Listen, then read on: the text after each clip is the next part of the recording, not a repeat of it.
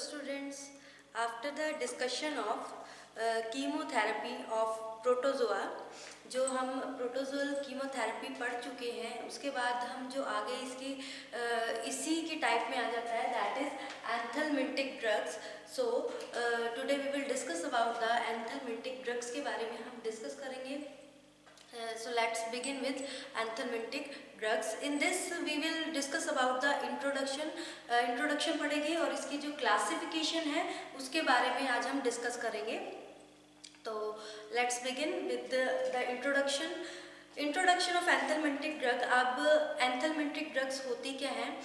अपनी जो भी आपने देखा होगा, कोई भी पर्टिकुलर पर्सन है, चाहे वो बच्चा है या फिर एल्डर पेशेंट है, किसी भी तरह का कोई भी पेशेंट, कोई भी तरह का पर्सन है, उसकी बॉडी में कभी ना कभी कोई अनवांटेड ग्रोथ हो जाती है पैरासाइट की, जिसके कारण अलग अलग तरह के सिम्टम्स आने लगते हैं. जैसे स्टमक एक होने लग जाता है. ह्यूमन बॉडी में अलग अलग पैरासाइट्स, वो जो पैरासाइट्स होते हैं उनको वर्म्स कहा जाता है.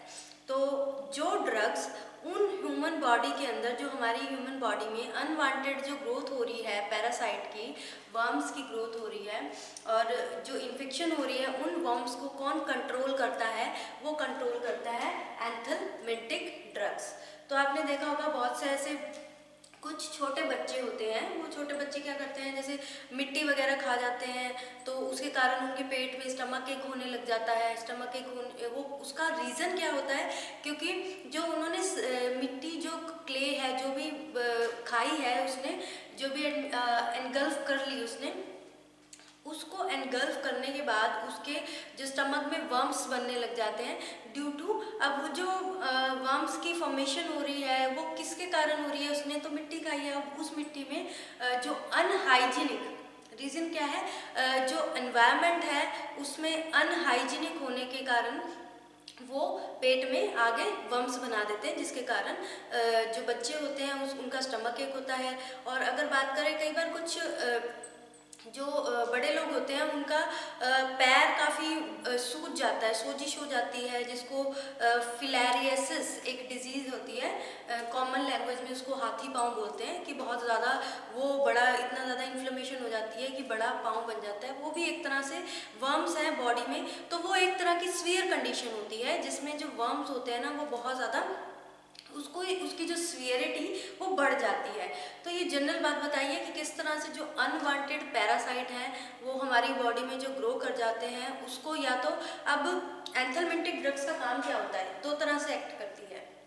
या तो ये क्या करेगी, जो हमारे बॉडी में जो पैरासाइट है, जो ग्रो करे हैं बाय एनी रीज़न, किसी भी तरह के रीज़न, हम रीज़न में डिस्कस करेंगे, किसी भी तरह के रीज़न के कारण उसको किल कर देगी, मार देगी अंदर ही.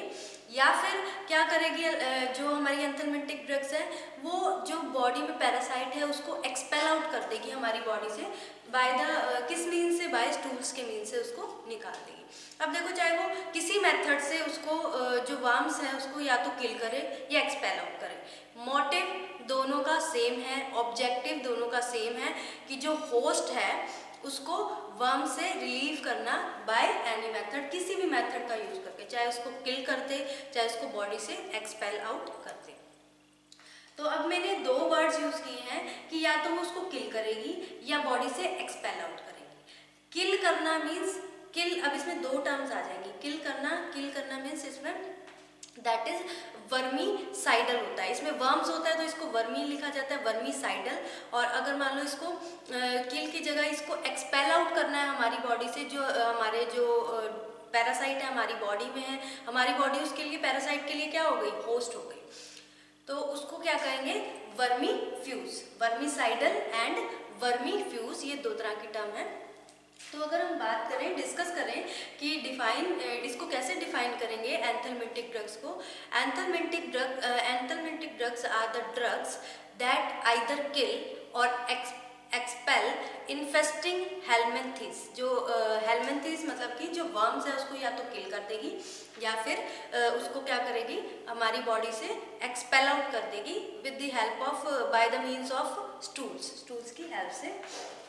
सो एंथलमिंटिक ड्रग्स में क्या था कि ये इसमें जो ये ह्यूमन बॉडी है, ह्यूमन बॉडी में ये ड्रग्स क्या करती है? ये ड्रग्स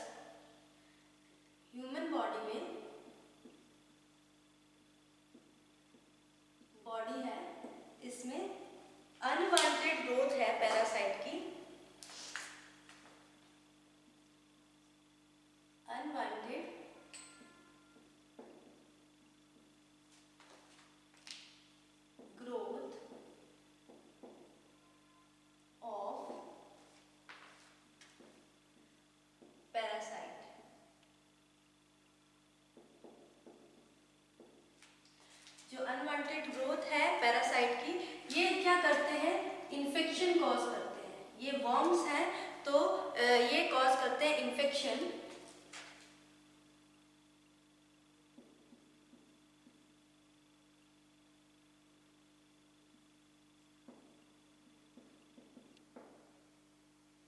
इन्होंने इन्फेक्शन कॉज कर दी, तो ये किससे कंट्रोल होंगे, कॉज इन्फेक्शन कंट्रोल्ड। कौन कंट्रोल करेगा, कंट्रोल्ड बाय एंथलमेटिक ड्रग्स। जो एंथलमेटिक ड्रग्स है वो कंट्रोल करेंगे इसको।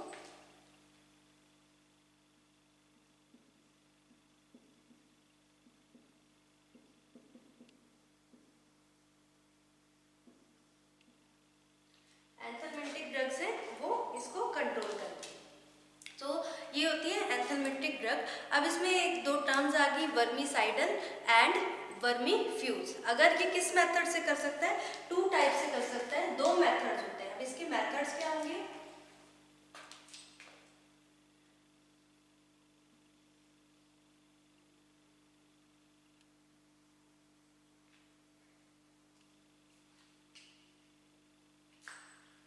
ये दो मेथड से कर सकता है।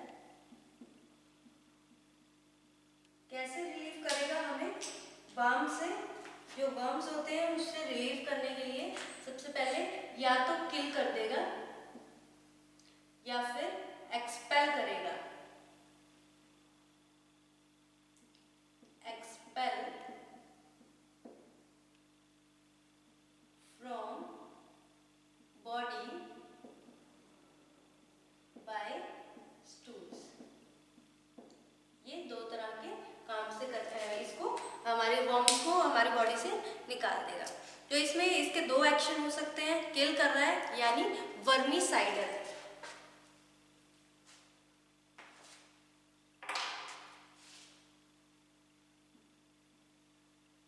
वर्मीसाइडल, और अगर एक्सपेल कर रहा है तो वर्मीफ्यूज कहा जाता है इसको। ये दो टर्म्स है।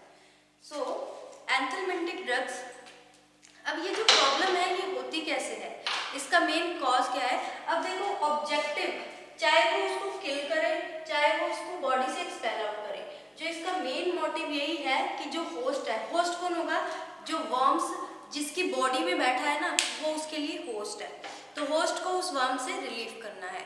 अब इसमें बात करें, अगर डिस्कस करें कि ये जो प्रॉब्लम है ये इसका रीज़न क्या है, वर्म्स क्यों आ जाते हैं हमारे बॉडी में, जो ह्यूमन बॉडी है उसमें वर्म्स क्यों होते हैं। तो इसका मेन कॉज है जो कि लाइफस्टाइल, कुछ डेवलपिंग कंट्रीज़ हैं या फिर अंडर डेवलपिंग कंट्रीज़ हैं जहाँ पे प्रॉपरली जो हाइजीन है, हाइजीनिक कंडीशन, साफ सफाई का ध्यान नहीं रखा जाता, तो उसमें से जो इन्फेक्टेड जो वाटर है, कंटेमिनेटेड वाटर है या कंटेमिनेटेड फूड है, प्रॉपरली हाइजीन नहीं है। अब आपको ये भी पता है कि बहुत सारे लोग हैं जहाँ यहाँ पे, जैसे कुछ कंट्रीज़ हैं जहाँ पे बाहर स्ट्रीट फूड है उसको लेते हैं, उस फूड से हो सकता है, या छोटा बच्चा है वो मिट्टी एनगल्फ कर जाता है, या फिर कंटेमिनेटेड वाटर है। उसके कारण क्या होता है, जो हमारा लाइफस्टाइल है इस तरह की प्रॉब्लम क्रिएट करता है, अनहाइजीनिक लाइफस्टाइल है वो प्रॉब्लम क्रिएट करता है और वर्म्स को हमारे बॉडी में ग्रो करता है। तो ये कुछ रीजंस हैं। जैसे अभी भी जो हैंड वॉश वाला अनहाइजीनिक कंडीशंस है, मेन तो इसका रीज़न कि हाइजीनिक कंडीशन नहीं है। तो इसमें जो दो मोस्ट इम्पॉर्टेंट ड्रग है जिसके बारे में हम डिस्कस करेंगे, that is mebendazole and albendazole, इसके बारे में डिस्कस करेंगे।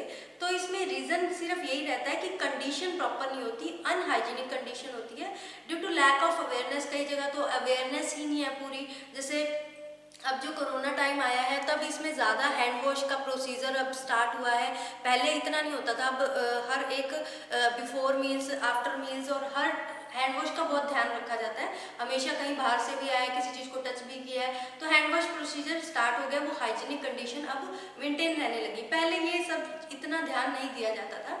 तो मेन इसका रीज़न यही है कि कंडीशन जो कुछ अंडर डेवलपिंग कंट्रीज़ हैं उन कंट्रीज़ में भी ये सब नहीं ध्यान दिया जाता। जो आसपास की लोकेलिटीज़ हैं वहाँ पे पानी जमा है और वो पानी आगे जो सोर्स है जिससे हम क्या होता है अपना डोमेस्टिक पर्पस के लिए जो वाटर यूज़ करते हैं उस सोर्स में वो मिक्स हो रहा है और वो यूज़ किया जा रहा है। तो ये मेन रीज़न है जिसके कारण क्या होता है जो वर्म्स हैं वो हमारी बॉडी में आ जाते हैं और ग्रो करते हैं।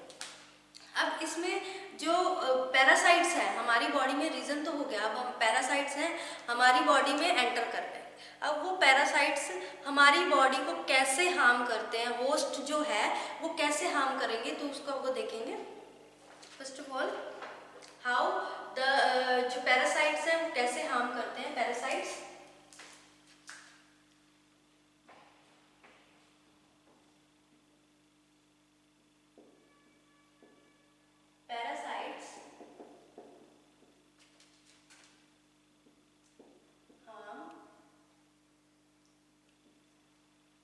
Human body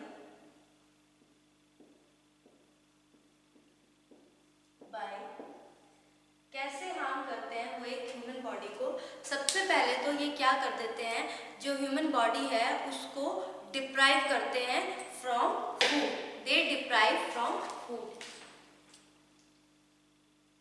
depriving host from food.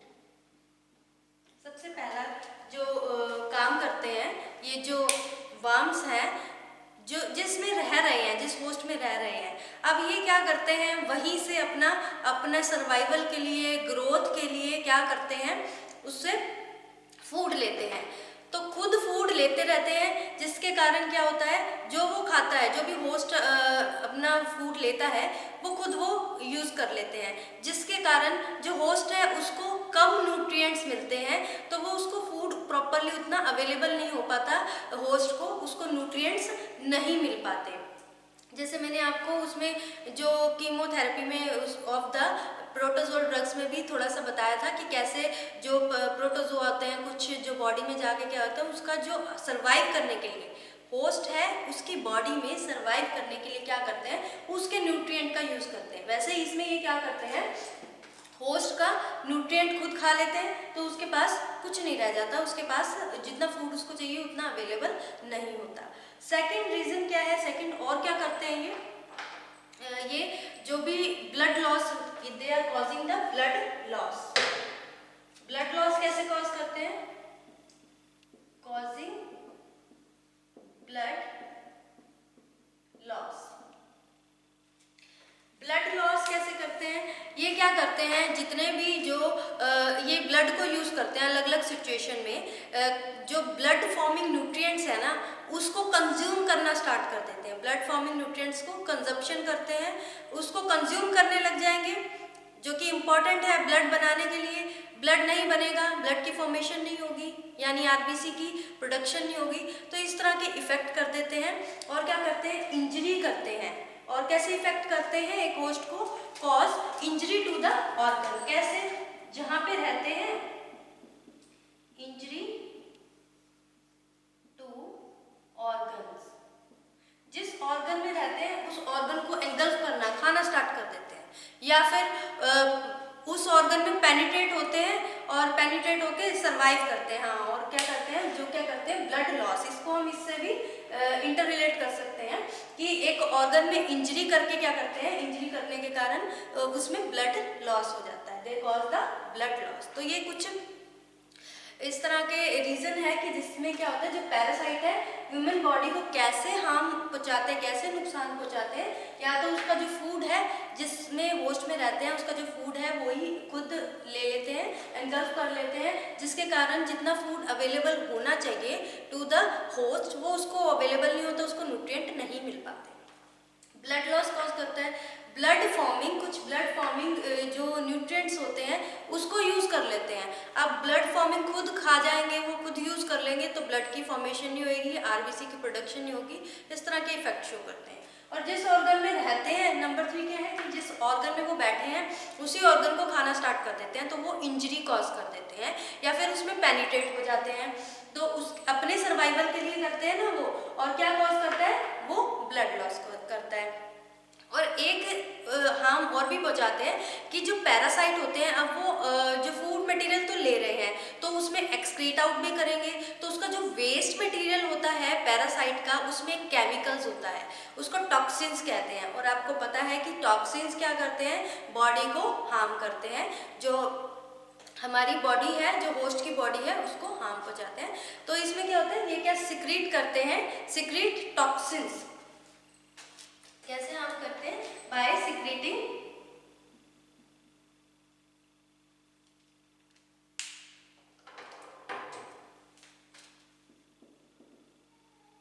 Toxin. Toxin secrete करते हैं जो कि उनका वेस्ट मटेरियल से निकलता है ऑफ पैरासाइट।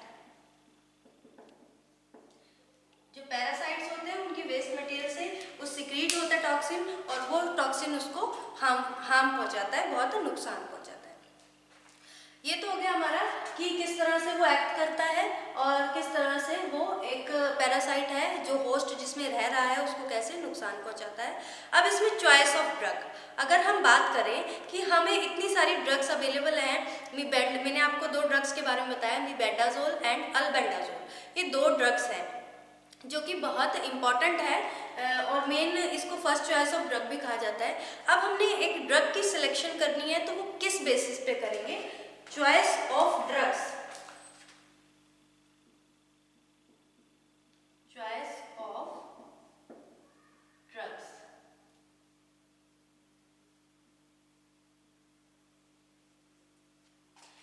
हमने ड्रग की चॉइस करनी है, वो कम करेंगे भी किस तरह की। सबसे पहले तो हम देखेंगे भी किस टाइप की इन्फेक्शन है, type of infection.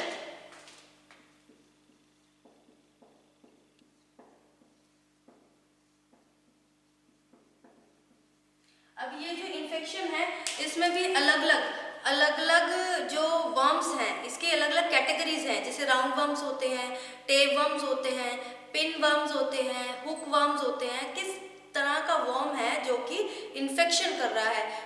Thread worm होते हैं तो ये अलग अलग होते हैं। राउंड वर्म होता है वो राउंड की शेप में होता है। टेप वर्म होता है, जैसे टेप होती है पतली पतली वैसे उस शेप में होता है।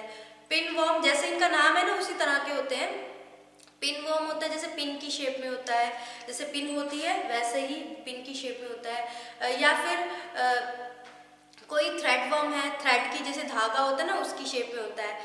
हाइड्रेटेड डिजीज के कारण तो नहीं इन्फेक्शन हो रही जिसमें पस और सिस्ट बन जाता है। तो डिपेंड करता है कौन सा वर्म है which is responsible for the infection, उसी के बेस पे हम ड्रग को चॉइस करेंगे। क्योंकि इसमें भी आपको बताऊंगी चॉइस ऑफ ड्रग भी, अगर राउंड वर्म से इन्फेक्शन हो रही है तो कौन सी ड्रग हम प्रेफर करेंगे, प्रिस्क्राइब करेंगे। टेप वर्म से हो रही है तो कौन सी ड्रग प्रिस्क्राइब करेंगे। थ्रेड वर्म से हो रही है तो कौन सी भी कौन से वर्म्स हैं जो रिस्पॉन्सिबल हैं, उसके बेस पे ही जो ड्रग है वो डिसाइड की जाती है। सेकंड हमारा इसमें पॉइंट आ जाता है, ये तो फर्स्ट हो गया। सेकंड पॉइंट आ जाता है इसमें ये अलग अलग वर्म्स आ जाएंगे भी किस तरह से हो रही है इन्फेक्शन, किस बेस पे हो रही है।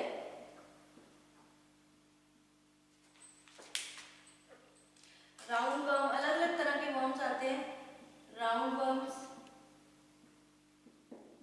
Tape worms, pin worms, thread worms, अलग अलग तरह के वर्म्स होते हैं। एंड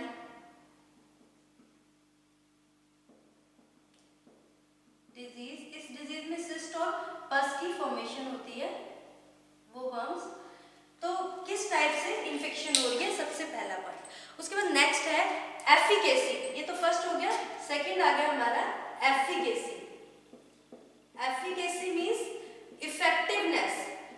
इफेक्टिवनेस में क्या होता है, बहुत सी ऐसी ड्रग होती हैं भी कितनी, कोई भी ड्रग है वो कितनी इफेक्टिव है। अगर कुछ ड्रग ऐसी होती हैं जिसकी एक डोज ही इफेक्टिव होती है, कुछ ड्रग ऐसी होती है जिसमें 2 डोज देनी होती है, 3 डोज देनी होती है। तो डिपेंड करता है जो ड्रग है वो कितनी इफेक्टिव है, एफिकेसी के ऊपर भी डिपेंड करता है। उसके बेस पे भी हम सिलेक्शन कर सकते हैं भी कौन सी ड्रग हम उसको प्रिस्क्राइब करेंगे। और इसमें ये भी देखा जाता है साइड इफेक्ट्स भी, किस तरह की ड्रग है। ऐसी ड्रग सिलेक्ट करनी होती है जो कि जिसमें मैक्सिमम डिजायरेबल इफेक्ट हो और मिनिमम अनडिजायरेबल इफेक्ट। तो थर्ड हमारा आ जाता है साइड इफेक्ट्स। ये हम पढ़ रहे हैं किस बेसिस पे हम एक ड्रग को सिलेक्ट कर सकते हैं। तो साइड इफेक्ट कम होने चाहिए, इट मींस दैट इसके मैक्सिमम डिजायरेबल रिजल्ट होने चाहिए to reduce the infection and minimum undesirable effects.